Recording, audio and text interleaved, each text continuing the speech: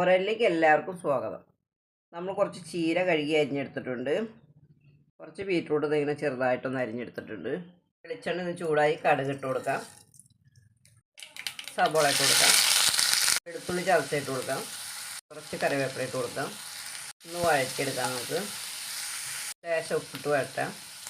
ലേശം ചതച്ച മുളക് ഇട്ട് കൊടുക്കാം. ആവശ്യത്തിന് മഞ്ഞൾപ്പൊടി ഇട്ട് കൊടുക്കാം. നാളികേരം ചേർത്ത് കൊടുക്കാം. നല്ല ജീരകം ചതച്ച് കുറച്ച് ചേർത്ത് കൊടുക്കാം.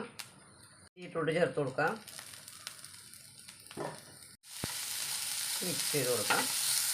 ആവശ്യത്തിന് ഉപ്പ് ചേർത്ത് കൊടുക്കാം. ചീര ചേർത്ത് കൊടുക്കാം.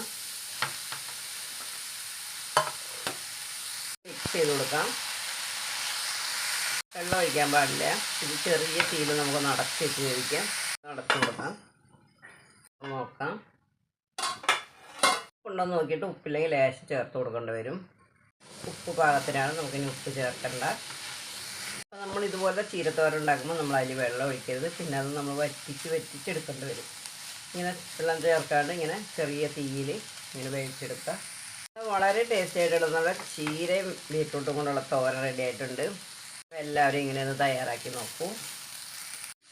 എല്ലാവർക്കും ഒരു നല്ല ദിവസം ആശംസിക്കുന്നു. ടാറ്റാ, ബൈ.